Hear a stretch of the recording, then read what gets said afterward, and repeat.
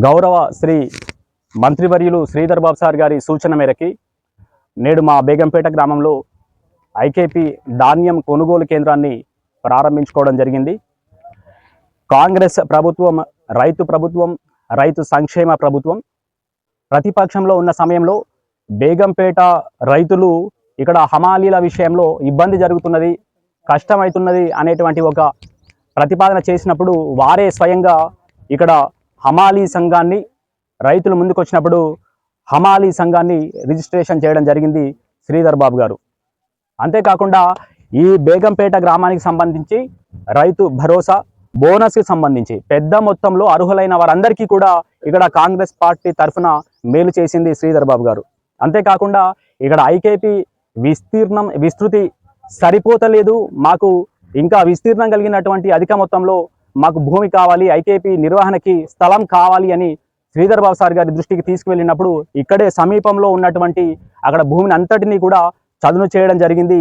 ఇంకా ఫారెస్ట్ అధికారుల అనుమతితో దానిని 32 లక్షల రూపాయలతో సింగరేణి ద్వారా దానిని ఆన్లైన్ టెండర్ చేయడం జరిగింది. అది రేపో మాపో టెండర్ ప్రక్రియ పూర్తి స్థాయిలో పెద్ద ఎత్తున అధిక విస్తీర్ణంలో ఇక్కడ బేగంపేట రైతులకి అందుబాటులోకి రాబోతున్నది. ఇక్కడ మేము ఒక స్పష్టంగా సూటిగా ఒక విజ్ఞప్తి చేయదలుచుకున్నాం కొంతమంది మిత్రులకి. కొత్త ఐకేపీ ఏదైతే ఉన్నదో అది తొందరలోనే అందుబాటులోకి రావడం జరుగుతూ ఉన్నది.